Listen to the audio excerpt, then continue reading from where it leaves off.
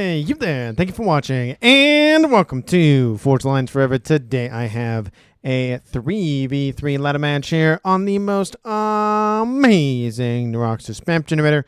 So let's go ahead and introduce our teams and our players. We'll start with Team 1 on the western side, and then we'll end with Team 2 on the eastern side, also known as the blue team versus the red team. We'll start with Team 1's western side in the southwestern corner, all on his lonesome. It is GodOsiris playing as an Aeon. He is an Amethyst Purple as a 1338 rated. Moving on to the other two players for Team 1, we have, starting off in Royal Blue, it is Kelly playing as a Seraphim. He is an 1806 rated. He is the highest rated player on Team 1 and in the game overall. And joining him there to the northwest, it is Gib. He is in Stage Blue as a Cybran. He is a 1723 rated. So for Team 1 side of the map, they have no UEF, but they do have one Cybran, and they have one Aeon and one Seraphim. Moving on to Team 2 side, starting on his lonesome in the northeastern corner of the map in orange color orange, it is the Bali Clarion playing as a Cybran. He is a 1407 rated. Moving on to the other two players for Team 2 in Chevy Crimson, it is the one and only UEF of the game, being Taffy. He is in Chevy Crimson as a 1746 rated. He is also the highest rated player on Team 2. And then rounding off Team 2 and the game, we have in Blood Angel Red, it is the Cybran of Sailor Moon. He is a 1659 rated. So for Team 2 side of the map, they have, again, the one and only UEF of the game with 2 Cybrans and then 0 Aeon and 0 Seraphim. So that makes GodOsiris the only Aeon and Kelly the only Seraphim. But that also means that every faction is represented in this 6-player ladder match. Nobody's missing out on all of the fun. And for these 6 players, let's take a look at their reclaim situation before they scoop it all up. Currently sitting at almost 6,000 mass. That makes it a little bit shy of 1,000 mass per play. It's definitely worth it. There's not a big clumpage of reclaim for players to fight over intently, but, you know, there's a 500 or so down here, and of course a 500 or so down, or actually up there. I know my directions, of course. And in terms of additional mexes on the map for players to grab, it's kind of slim pickings. There's kind of a, well, desert in the north and southern sections of the map. There's a couple of mexes in the middle, not a whole lot though. Most of the mexes are going to reside on the eastern and western edges of the map, with a couple of clumpages. Again, there's a twin mex there.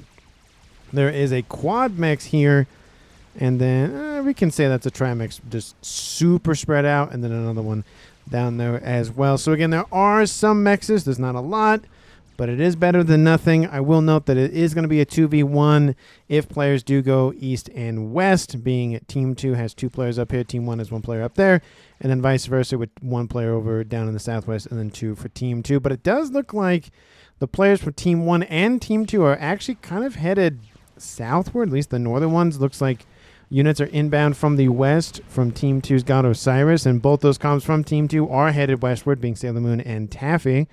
Looks like maybe the other 2 players on Team 1 are going to try to force some sort of engagement down the middle. We do see the Bali Clarion is moving to the pond. Boat? He's going to make a boat? Maybe not. Maybe he will. We'll see. He might go for some Salems and walk across the desert. We'll see. We do see gun upgrade started for Sailor Moon in the south, and T2 upgrade started here for Kelly there in the middle.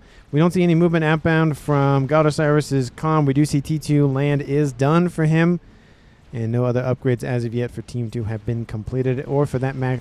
Nope, the T2 one is done for Kelly as well. We do see Team 2's Taffy is continuing to push. Again, he's crossed the prime meridian of the map, the 50% mark down the middle like so. Again, not exactly 100% accurate, but you know, the concept is still there. Team 2 is going to get some reinforcements from Sailor Moon's comm, and of course reinforcements in the form of other units.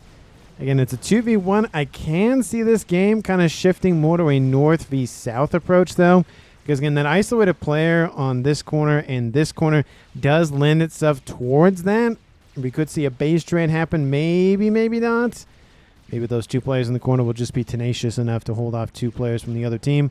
We do see gun upgrade started for Bali Clarion, TAC missile starting here for Kelly with T2 done, and then gun started for Gib there as well. So it's, again, still a 2v1 in favor for Team 1, but the comms are not up here. They're in the middle of the map, which I do think is a little odd that they're down there, but hey, where they want to go is where they want to go. I guess Advanced range started here for GodOsiris, done with speed, and of course the prerequisite regular range upgrade has been completed. Stealth upgrade started for Sailor Moon, maybe going to go into Nano, but he will at least get some 2,000 additional hit points. We are seeing some forces trying to go around the pond here, but that gets denied.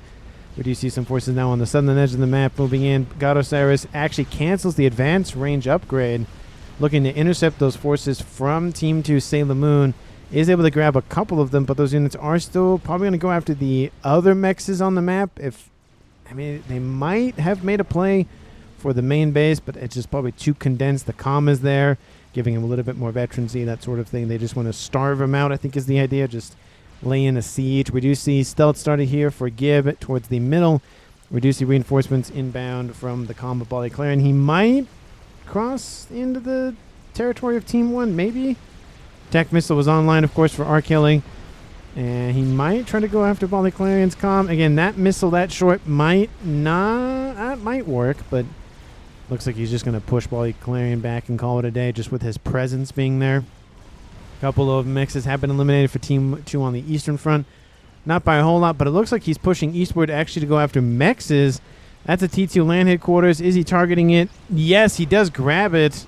Drops the hit points pretty far down. I do see some Sparkies are coming online. Facilities being heavily assisted for regenning or repairing. And I think if he gets over 6, he'll be fine. But looks like TMD was built in time to deal with that missile. No Combi-Com action has happened just yet. Looks like it's pretty close in the south and in the north. I think it's going to go to the north first. There goes Gib and Bali Clarion trading blows. Stealth and gun versus only gun, so hit point advantage favors Team 1. We do see reinforcements inbound, however, so that will slightly favor Team 2. Let's see, 5,000 hit points down to it's not looking good. Gib needs to dip his toes into the pond. Some of the units trying to block him from escaping towards the pond. And it's going to be a little close, but he might just get out of there. That stealth upgrade actually saved him. If it wasn't for that, he 100% would have died. And now in the south, it looks like maybe GodOsiris is going after Taffy instead. Going to upgrade online for him and 1-star veterancy. Nano repair started here for Sailor Moon in the south as well. So it looks like players trying to keep their comms alive just a little bit longer. Of course, we will see Gib probably go for Nano. It's a foregone conclusion. He's trying to maybe escape the pond. You can see he's like, I know you're there. I can see you. I'm not going to fall for it. We do see R. Kelly's inbound to assist. It might actually be enough to kill off Bali Clarion's comm. He needs to keep moving because, again, that missile on board is inbound. At least it wasn't for him, but it is inbound to other places on the map.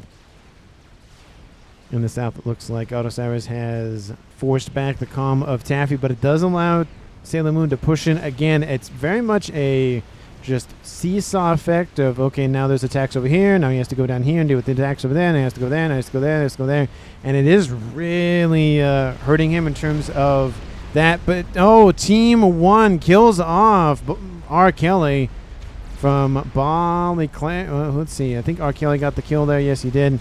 Looks like it maybe was a missile. And in the southeast, Taffy, again, it's gun and speed / range versus just a gun for Taffy. But Taffy is at 1-star vet. GodOsiris is also at 1-star vet. There's more forces here for Team 2. Again, it is shaping up to be maybe a base trade situation. GodOsiris is going to actually kill off a ton of forces. He actually control K's, not letting Taffy get the kill on him. But again, does secure the death of all those other forces around him nonetheless. So it is now a 2v2 tied-up game very quickly there. And obviously somebody will, being myself, will have the picture-in-picture to know exactly how Bali Clarion died. He was on the edge there, it looks like, so maybe missile.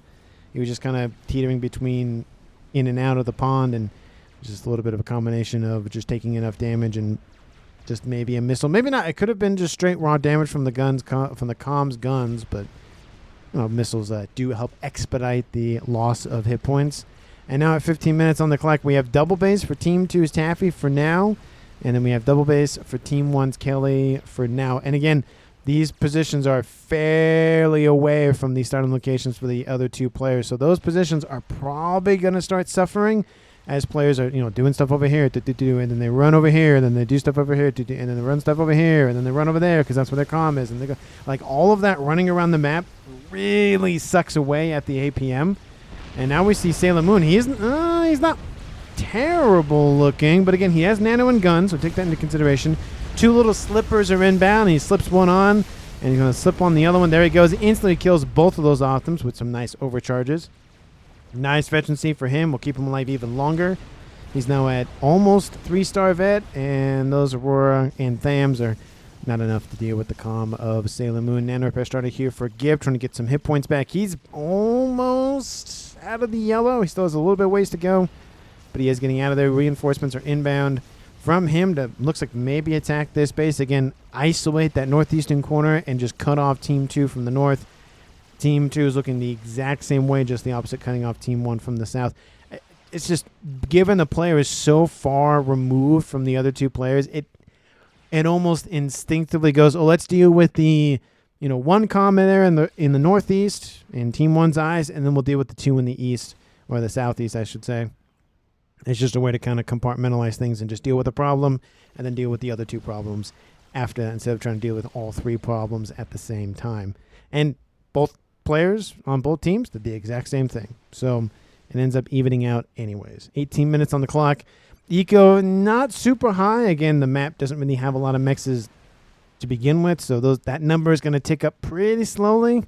Players are probably going to try to find a way to artificially generate that mass, whether that's with RAS comms or with RAS on board their own commanders with the upgrades, or even better yet, mass fabs. And just fabricate all of that mass. We do see Gib is inbound. Again, I would say most of the time fairly far forward, definitely a danger place to be in, but again, given all of that APM loss back and forth, as demonstrated by me moving the screen, of course, it does lend itself to be a little bit more aggressive. That doesn't mean you can't be too aggressive or too careless and end up being killed off, but it does lend itself to being a little bit more adventurous, I think might be the better word for it. Prepared, but adventurous. We do see Rhinos, again, trying to do double duty, go over here, then move over here, then move over here. And again, the same thing happened to Team 1 down in the southwest. And Taffy has actually pulled back and is actually moving northeast.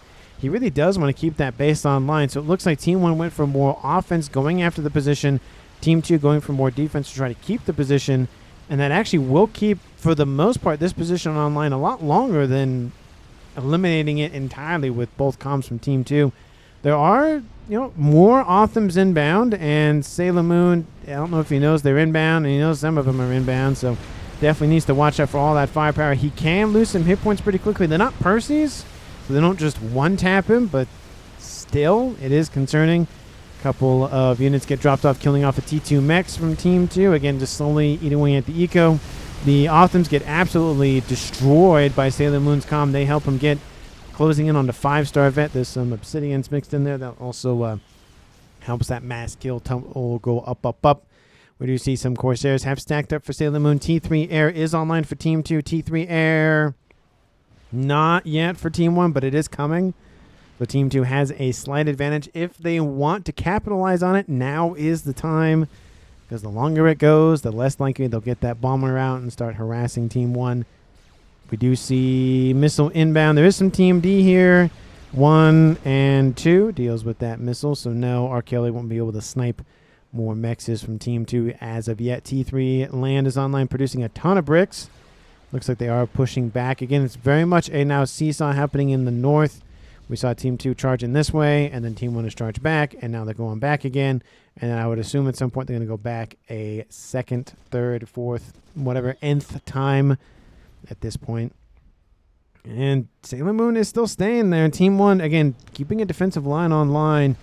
And more units arriving all the time from the north. Not a lot, but some reinforcements are better than none.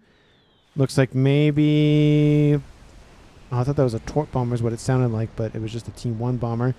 Looks like maybe an attempt on Gibbs' life. Again, he does have nano, so he's going to stay alive a little bit longer than originally manufactured. There is a Torp bomber online, so it looks like maybe he has some harassment. Oh, those were Torp bombers. I thought those were T2s, or sorry, T1s, but they are Torp bombers nonetheless. Looks like some AA being built pretty quickly by R. Kelly helps protect him and Gibbs comm. A couple of interceptors. They deal with one of the bombers. The AA is probably going to deal with the rest. I am surprised to not see a strat from Team 2 just because they have the advantage. I don't know if Team 2 is doing a lot of scouting. They're doing some. Team 1, how's your scouting going? not as much. Look at all of those unknowns. Again, they have some assumptions, of course, based on the way they started, what some of the structures are. But not knowing exactly is most likely going to hurt them later on. We'll see. Corsairs inbound for Gibbscom. I mean, they hit him for a little bit. That is the downside with Corsairs is they're not as accurate as you maybe would like them to be, as anybody would like them to be when they are dealing with the Corsairs using them. They would love to have the Corsairs be inaccurate when they're being shot at, just not while they're being used by them. We do see Rhinos and Bricks are inbound. I did see a Percy, and some Percys are here as well. Team 1's comms are probably going to stay in that water. They're probably not going to move, which again is a smart move to make considering the forces nearby. But again, the downside with that is it does kind of encourage Team 2 to go for Torp Bombers. It might be a strategy and have Team 2 spend their resources on those, but it does look like R. Kelly is going to get out of the pond. Looks like, again, there's just too much bleeding happening for them to sit in the pond and wait. Again, Sailor Moon's doing a pretty good job of keeping the front line on the western side pretty well into their favor, but more and more T3 forces with shielding coming into rain on his parade. Decides that it's not worth the death and is starting to fall back again. We also see Taffy is falling back as well. So Team 1's commanders, again, 26 minutes on the clock, staying pretty far forward. It might hurt him or them. We do see transport with the comm. Again, we've seen very, very good things and very, very bad things happen with transports with comms. So looks like he's going to get home. We do see a chicken is online. Percy's not enough to one-tap it, not even probably enough to two-tap it. Maybe enough to triple tap it, but we do see some reinforcements from some bricks, so at least some mexes for Team 1 will be destroyed. And as you can see, the Percys are focusing the mexes not... Oh, they kind of maybe are going to shoot at the chicken eventually. But one mex is gone, and they now are shooting at the Percy entirely. Second mex is gone. I think this is more of a devastating attack than going after the chicken's health, because eventually it will regen. It might not regen to 100% before it engages more forces from Team 2. But again, the 27 mass per second that Team 1 is missing out on definitely hurts a lot more. And there goes another one. That's 43 mexes, which means it's 108 mass a second. We are seeing some mexes being destroyed for Team 2. So it's not just Team 1 suffering some losses, but as the mass income demonstrates, that amount of mass for Team 1, that amount of mexes being lost is hurting Team 2. Sorry, Team 1. I keep saying Team 2.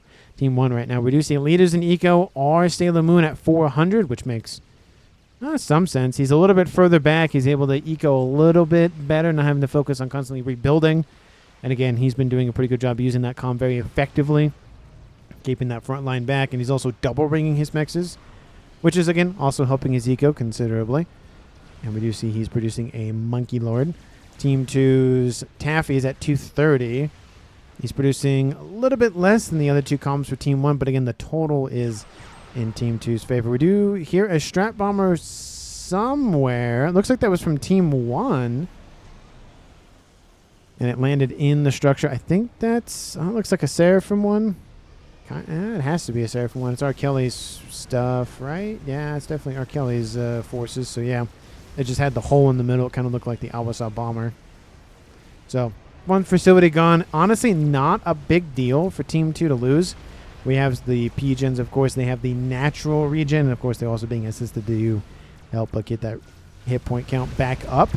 We are seeing some bricks, though. Some mass fabs are being lost, and that is hurting the mechs as well. It goes from, again, 27 to 18, and then all of the mexes, that's another 8. So losing 17 mass a second for just a couple of shots into a mass fab does hurt. Not as much as losing all those mexes for Team 1, but it still does hurt nonetheless. A little bit of carving away makes a big, big difference. We are seeing Team 1 is catching up, though, in Eco. The mexes are being repaired and rebuilt and re-ringed as we speak.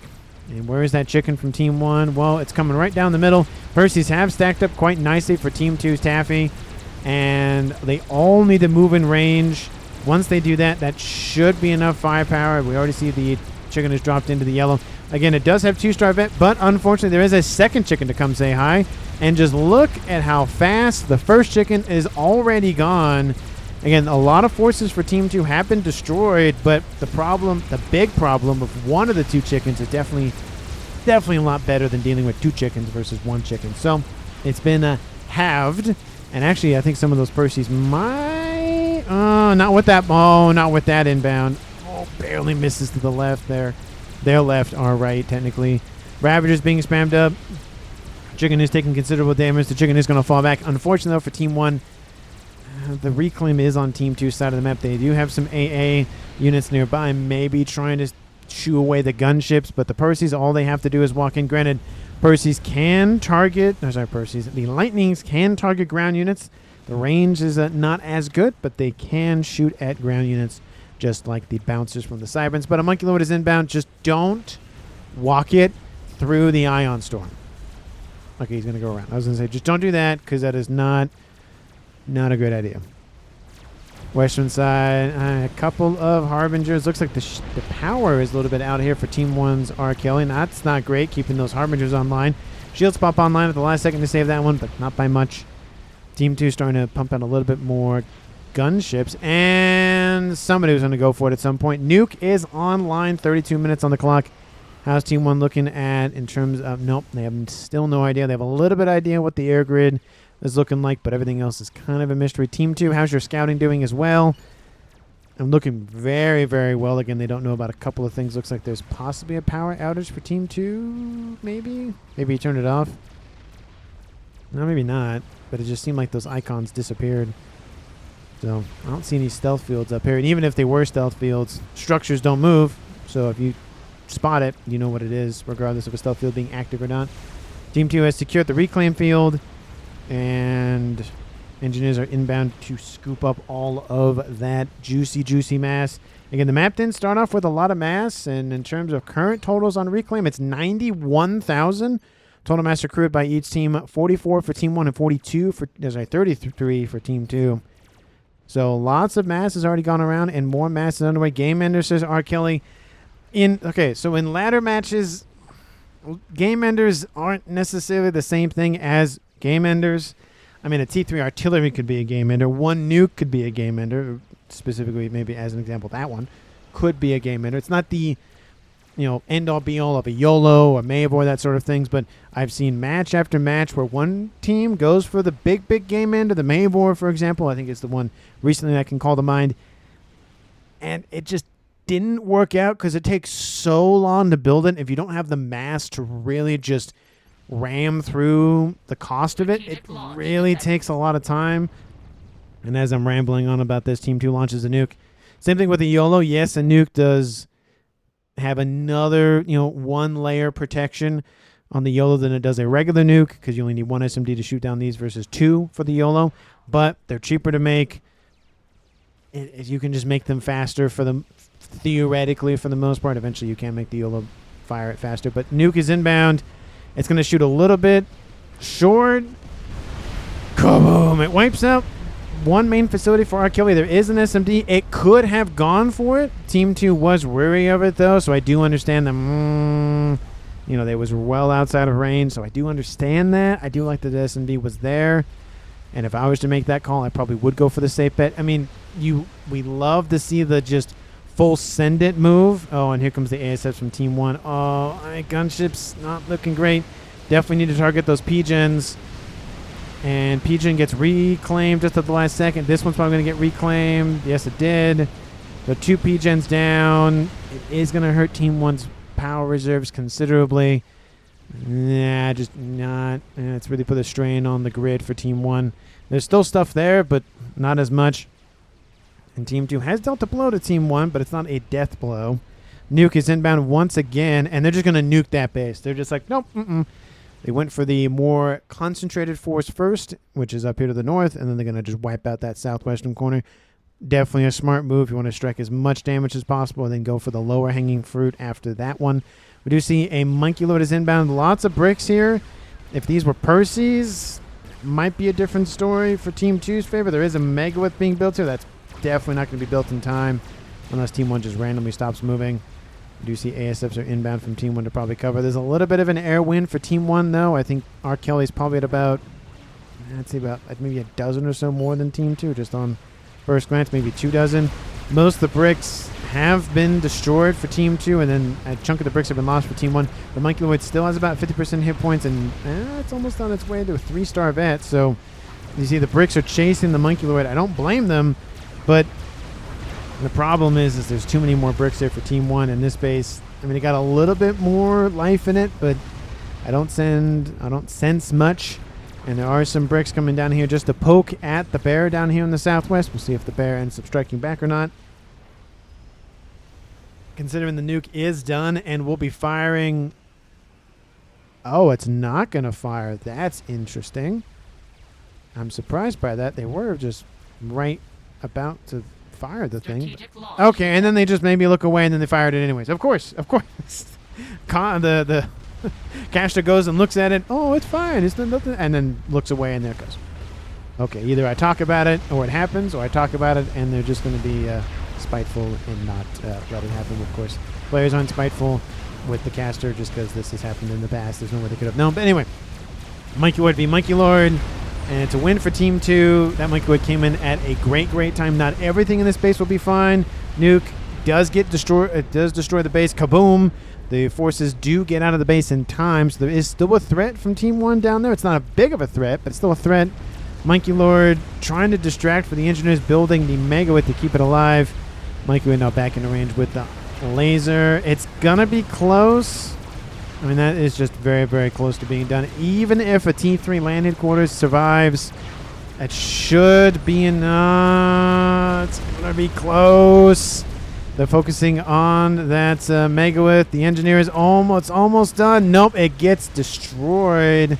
T1 PD built over here doesn't really help with the attack from the right side, but I mean, they literally, look at that. It's almost pristinely built. Just a smidgen of like some of that not economic, but that needing for more mass. Land facility is destroyed, and now they'll deal with the crab.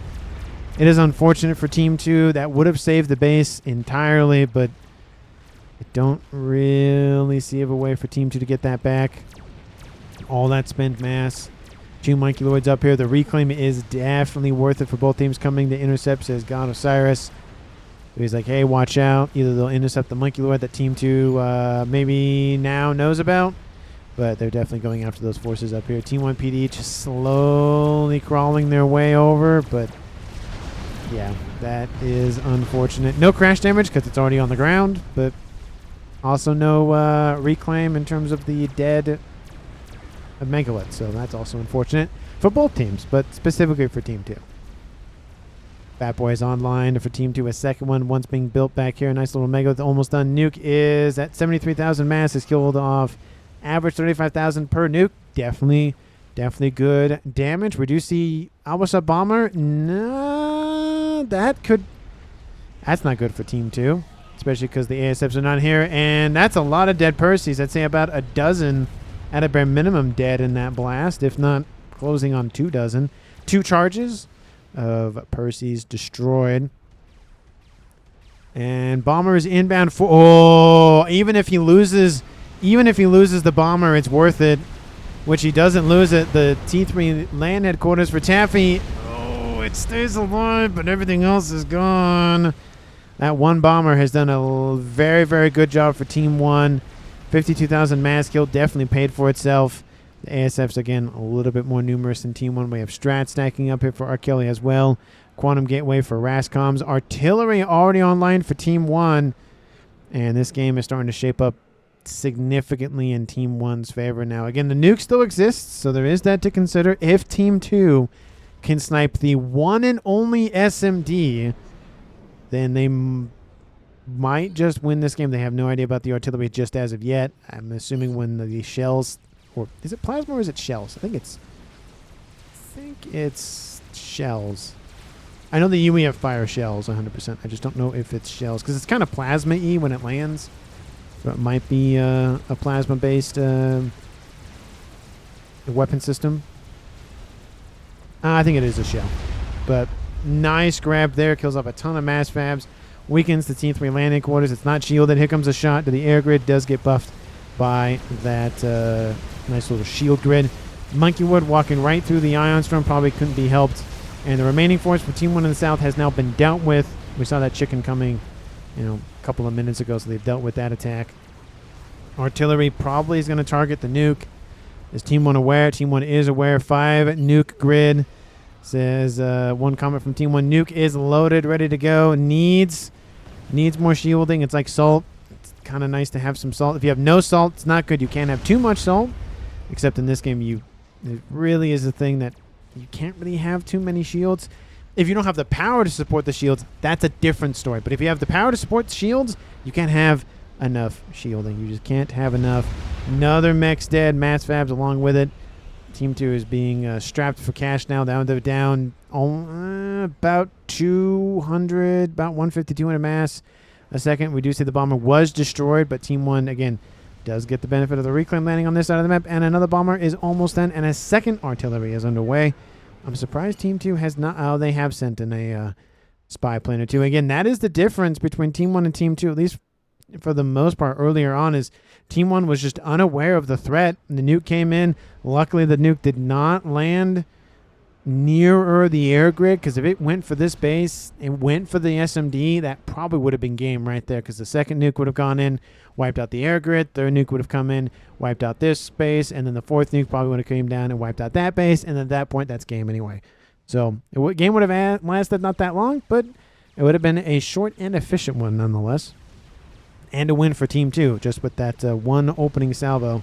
SMD being shot at. There is only one SMD for Team 2. I don't like that. I always like to see a backup somewhere, because you never know when that one SMD just is not enough, especially if it gets destroyed. We do see a monkey on the eastern side, a monkey on the western side. Bomb drops in front of the monkey, kills off some of the forces, not all of them, but some of them. Air fight or strength 67 for Team 1. Sailor Moon 92. So Team 2 is in the lead for ASFs, and they are inbound for the bomber. The bomber will actually probably die right on top of the old one, and air fight will ensue, of course, because of it. And Team 1 might get the better end of the deal with that, but again, you kill off the bomber. He did get actually far and away up above Team 1's count in ASF, so the production is there for Team 2, more than it is, I'd say, for Team 1. Looks like they are slowly remedying that, though. Second artillery piece is almost in the green. Team 2, they are prepping probably their own artillery piece here soon. Nuke is loaded, still hasn't fired. Satellite coming online for Taffy. And Monkey Lord is not... I mean, it's killing off a mech or two. I don't know if it's worth one Monkey Lord, but, you know. It's some amount of mass a second, which is better than no mass a second. Both the Fat Boys actually aren't going to push in. The Monkey Wood is actually going to grab the other mechs there. That makes it even a little bit more worth it in terms of the calculus for how much units cost and whatnot. Monkey Wood just charging right down the middle, but half a squadron or so of bombers are going to make that very difficult for that Monkey Wood to get anywhere important. Yep, there goes all that mass. And now it's on Team 1's doorstep. It is shaping up to be maybe one final attack from Team 1. If they send everything, they might be able to crack the position. Novax is online. Shielding is starting to fail a little bit. Does Team 1 have their second artillery piece online? They don't. So when the second one comes online, that is not going to be good for Team 2. Again, more shielding. They everywhere. Second nuke is almost loaded as well. Novax is done. And it's probably going to be sent to the northwest just to go after the SMD. If Team 2 can collapse the power grid, that might make it viable, giving the SMD some exposure and then killing it off with the satellite. I think that's one way to do it, to be honest. Maybe there's something to be said about sending some air units in. Sending the Monkey Lord in isn't going to work, though, because now it's just stuck between a Fat Boy up there and two Fat Boys down there. I am semi-surprised to not see those bombers actually be sent to go after the Fat Boy from Team 2, just to eliminate that threat almost immediately. Again, total hit points is 32,500. You would need 11 bombers, and that's if, again, they don't all land on top of the shield all at once kind of thing. They're kind of semi-spaced. There's more than enough to deal with that. You can see even somebody on Team 1's like, hey, maybe it's GodOsiris saying go after that. And the ASFs, a couple of them are inbound. They won't kill off one bomber entirely. They are going to go after the two Fat Boys down here, though.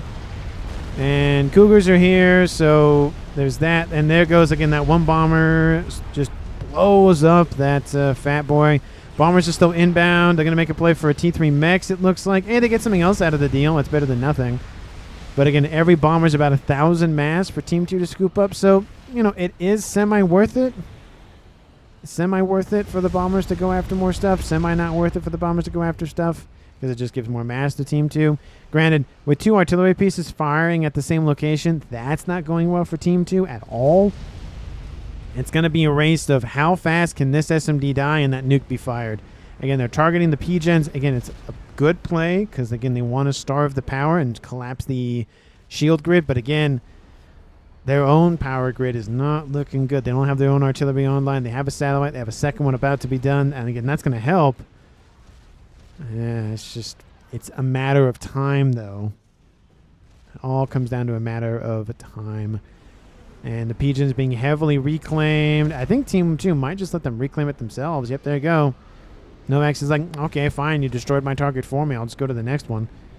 Shielding is coming online to protect the remaining Pigeons. And in terms of power reserves, again, it is going to come down to power, I think. I mean, Gibbs at 20,000 and Kelly's at 12-ish. So plenty of power to go around Team 2. I mean, 30,000. And again, Sailor Moon helping to keep Taffy's shield grid alive. Nuke is inbound. Are they going to try to edge nuke it, maybe? I mean, they could nuke this again. There is an SMD there. It isn't loaded. But there is an SMD. Is Team 2 aware of that? They are aware of that one. And there is not that one, though. That SMD also isn't loaded. It's going for some mexes, I guess. So it's not terrible. Oh, it's actually, no. I mean, it nukes the reclaim from the monkey, but I don't know if that was worth the nuke. Crab is being bullied back into the pond, and I don't think it'll make it. Monkey Lord is inbound. Again, it has torpedoes on board. Doesn't have its own torp defense, though. The Megawith does. A decent chunk of the bricks have been destroyed, but you can actually send the bricks in the water and maybe kill off the Megawith that way. Awasa Bomber inbound. I have one idea what its target is. There it is. It is... Actually, no. It actually splits the difference maybe and go after the air. This will help break down the shielding for Team 2, however. And, oh, killed... Oh, that's a lot more ASFs than I thought died in that burst. Oh, that's a lot more than I thought. Wow. And there goes the bomb dropping right to the left. And that T3 air quarters is pretty much gone. There goes the rest of the air grid. Nuke is inbound. Double artillery shot, one after the other. Lands just south of the nuke. And honestly, it's going to come down to the... I mean, Team 2 has some hope in the nuke, but the air grid is gone. So even though Team 1 lost a lot of their ASFs in that explosion, it probably won't make a difference, to be honest, because Team 2 now can't build their own ASFs anyways. And Bomber's just waiting. GG in chat says Taffy. And looks like Sailor Moon is being targeted. And Team 2 is just like, nah, I just don't think it's worth it. And honestly, I mean, the nuke was pretty much about to lose its shielding. Again, there's probably a couple more minutes of gameplay even if they didn't leave. But, I mean, the nuke, it did some damage. Kaboom. It killed off, you know, those essentially almost the same mexes as it did before. But Team 1 turtled a little bit better. They went for a different long-range option, and it worked. And Team 2 went for the satellites, I think, a little bit too late. Had they gone for them maybe a little bit sooner, maybe it would have worked out for them. Killing up more of the exterior mexes, maybe going after some power that was kind of exposed. But, yeah, again, it kind of relied on that one. It had that nuke, targeted the base with the SMD. It would have, I think, definitely made a different game 100%. It maybe would have still been Team 1's win, but I do think Team 2 had a way higher chance of winning if they had gone for that SMD first. But, you know, you never know. You roll the dice. Sometimes you win, sometimes you lose. That's just how the game works. But thank you so much for watching. I really do appreciate it. I don't really know if I have an MVP pick. I really don't know if I have an MVP pick, to be honest, because both of those players for Team 1 did a very good job. And Team 2 did as well. Like, everybody did a very good job in the end, but it just came down to Team 1 had a little bit better strategy, and that was about it. So again, thank you so much for watching. I really, really, really do appreciate it. If you haven't, because why not? at this point. Especially hit the like button, subscribe, share the video with anyone, everyone, and especially your pets, because again, your pet deserves quality content as well. And I will see all of you in the next one.